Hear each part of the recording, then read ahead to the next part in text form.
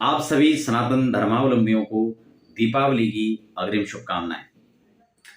हमने पिछली वीडियोस के माध्यम से आपको जो 18 तारीख को पुष्य नक्षत्र का संयोग है उसके बारे में भी आपको जानकारी दी। साथ ही हमने आपको दीपावली कब कैसे मनाई जाएगी उसकी भी हमने जानकारी दी। दीपावली का मुहूर्त कैसे रहेगा उसके बारे में भी हम चर्चा कर चुके। आज हम बात करेंगे कि कैसे दीपावली में जो हम लोग कहीं ना कहीं लक्ष्मी पूजन करते हैं और हम माता लक्ष्मी को घर लेकर आते हैं, लेकिन संयोग देखिए, चाहे हम गणेश चतुर्थी की बात करें या फिर हम दीपावली की बात करें, कहीं ना कहीं हम कुछ ऐसी भूल ऐसी त्रुटि उसमें करते हैं कि जिसके बारे में शायद हम पूर्ण रूप से विज्ञ नहीं होते हैं। या तो फिर यूं कह लीजिए कि हमारे यहां देखा देखी हम लोग ज्यादा करते हैं, उस पर विचार नहीं करते हैं अपने विवेक का, हमें क्या करना चाहिए क्या नहीं करना चाहिए। जो हम सबसे बड़ी भूल करते हैं, आज हम इसमें जो चर्चा करेंगे वो ये हम करने वाले हैं चर्चा कि क्या हमें नई मूर्तियां प्रत्येक दीपावली में लानी चाहिए या नहीं लानी चाहिए। अगर लानी चाहिए तो पुरानी मूर्तियों का हमें क्या करना चाहिए, और नहीं लाना चाहिए तो क्यों नहीं लाना चाहिए, क्या करना चाहिए। साथ ही कुछ और बिंदुओं पर भी हम स्पर्श करते हुए आगे बढ़ेंगे। साथ ही हम दीपावली के मुहूर्त की भी बात करेंगे कि किस समय दीपावली का पूजन आपको करना है, ठीक है ना। सबसे पहले हम बात करते हैं कि गणेश जी की मूर्ति हमें लानी है या नहीं लानी है, लक्ष्मी जी की मूर्ति लानी या नहीं लानी है।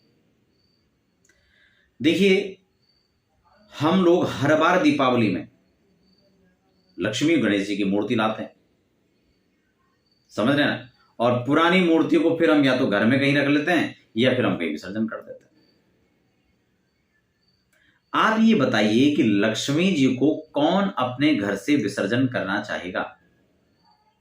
कौन है ऐसा जो लक्ष्मी को विदा करना चाहेगा?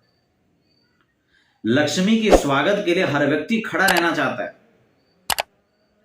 लेकिन दुर्भाग्य देखिए कि हमारी अल्पज्ञता के कारण से, हमारी उस विषय पर पकड़ न होने के कारण से, या हम उसको समझ नहीं पाने के कारण से हम कहीं ना कहीं मां लक्ष्मी को ही विदा करने हैं।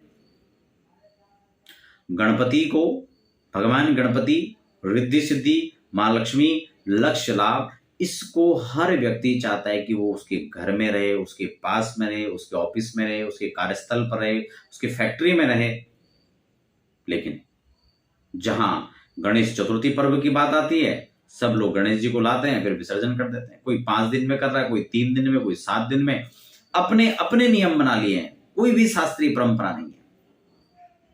और दुर्भाग्य तो सबसे बड़ा यूं भी बन जाता है कि उसमें बहुत सारे लोग विद्वान भी होते हैं, तब हास्यास्पद होता है।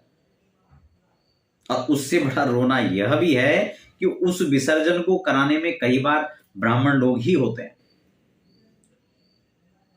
भाई, पूजा कराने के लिए ब्राह्मण ही तो जाएगा वहां पे। लेकिन मैं उन ब्राह्मण बंधुओं से भी आग्रह करना चाहूंगा, उनसे भी निवेदन करना चाहूंगा, प्लीज आप इस बात का भी ध्यान रखें कि हमारे काम से जुड़ा हुआ मामला, मैं उसमें हस्तक्षेप नहीं करूंगा, लेकिन कम से कम काम करते वक्त हमें इस चीज का भी बोध होना चाहिए कि हम काम कुछ ऐसा तो नहीं कर रहे हैं कि जो नियम के बिल्कुल विरुद्ध भी है, उसके प्रतिकूल है। हमें उसका विसर्जन कराने की अनुमति नहीं देनी चाहिए, उनको समझाना चाहिए। और हर ब्राह्मण जब कोई भी पूजा पाठ कराते हैं, चाहे वो वैदिक परंपरा को फॉलो करने वाला हो, लौकिक परंपरा को, या क्षेत्रीय परंपरा हो, जैसा भी है, वो अंतिम में किसी भी अनुष्ठान के विश्राम में इस बात को जरूर कहेगा, यान्तु देवगणा सर्वे पूजा मादाय मामकिम इष्टकाम समृद्ध्यर्थम पुनरागमनाय च।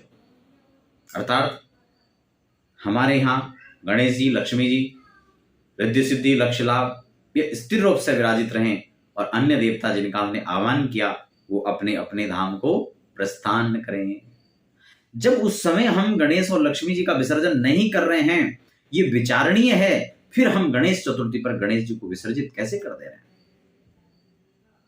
क्या ये उचित है? बात अब दीपावली की करेंगे।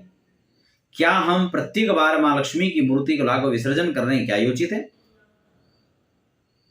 हालांकि हमारे यहां मृण्मयी मूर्ति का भी शास्त्रोक्त प्रमाण आता है, ऐसा नहीं है, लेकिन वो मिट्टी की मूर्ति स्वयं निर्मित होती है, उसका पार्थिव पूजन का विधान अलग है। आप पार्थिव पूजन नहीं करते हैं, आप तो फाइबर की मूर्तियां लाते हैं, मिट्टी की लाते हैं, वो पता नहीं क्या क्या कैसे कौन बना रहा है, कब बना रहा है, वो विषय बहुत अलग हो जाएगा, मैं उस पर ज्यादा विस्तार नहीं करूंगा।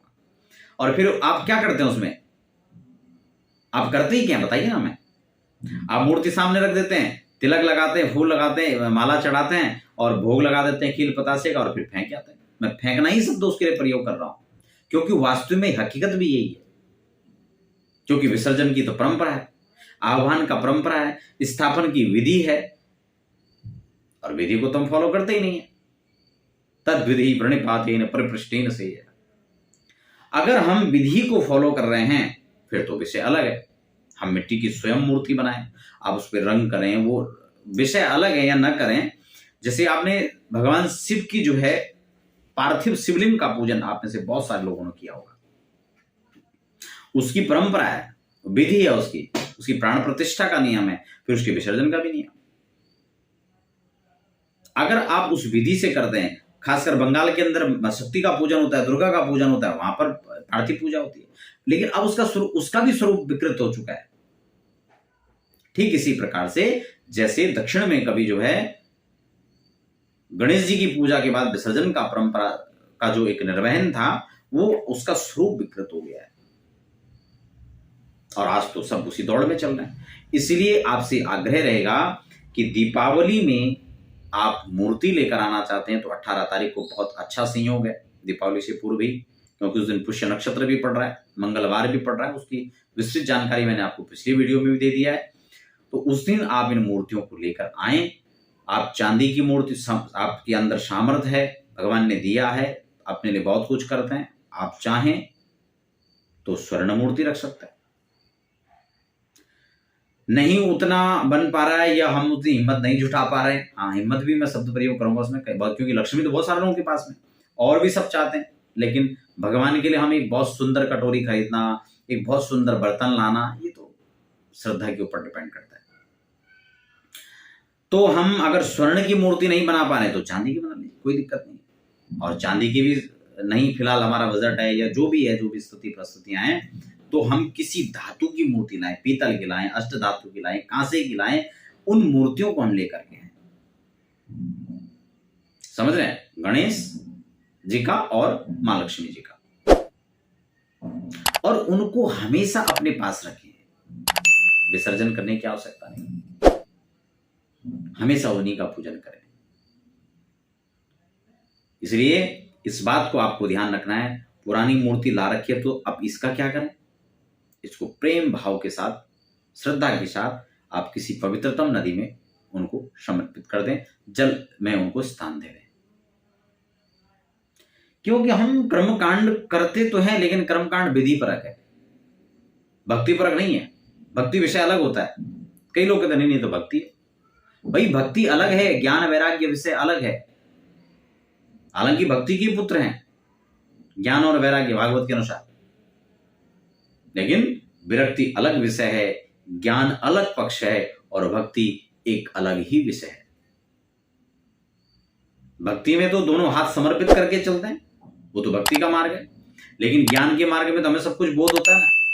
कर्मकांड का मार्ग ज्ञान मार्ग है, इसमें वैदिक इसको वैदिक परंपरा को फॉलो करना होगा, इसमें वेद मंत्र है, इसकी विधि परक है कर्मकांड, इसलिए अनुष्ठान के नियम होता है। इसलिए आप इन मूर्तियों को विसर्जित करें और धातु की मूर्ति आप रखें और हमेशा उनको अपने पास रखें। दीपावली का मुहूर्त फिर से आपको बता देता हूं। दीपावली में आप पूजन कर रहे हैं तो दीपावली का मुहूर्त यहाँ पर, जैसे कि मैंने आपको बता दिया कि 24 तारीख को ही यहाँ पर दीपावली मनाई जाएगी, क्योंकि दीपावली जो चतुर्दशी है वो यहाँ पर 5:27 पर ही चतुर्दशी खत्म हो जाएगी, अमावस्या लग जाएगी।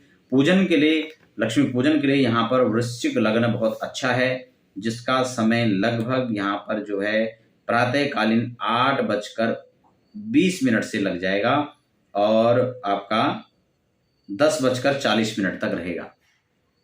तो आप इस समय भी कर सकते हैं। उसके बाद 11:30 से 12:30 तक भी आप फिर जो है पूजन कर सकते हैं।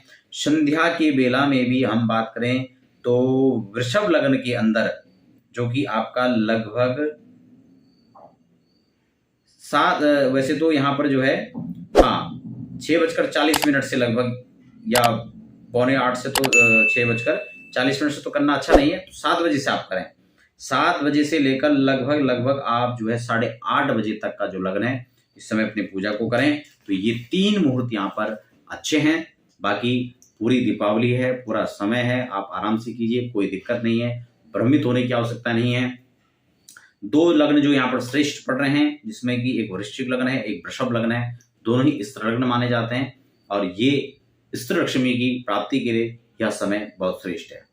बाकी सिर्फ मुहूर्तों में उलझकर नहीं रहना है, क्योंकि दीपावली के दिन पूरे दिन हमें जो है इसके लिए छूट होती है, हम विस्तार से पूजन कर सकते हैं। संध्या के समय में ये जो वृषभ लग्न वाला मुहूर्त आपको बताया, ये अत्यंत श्रेष्ठ है।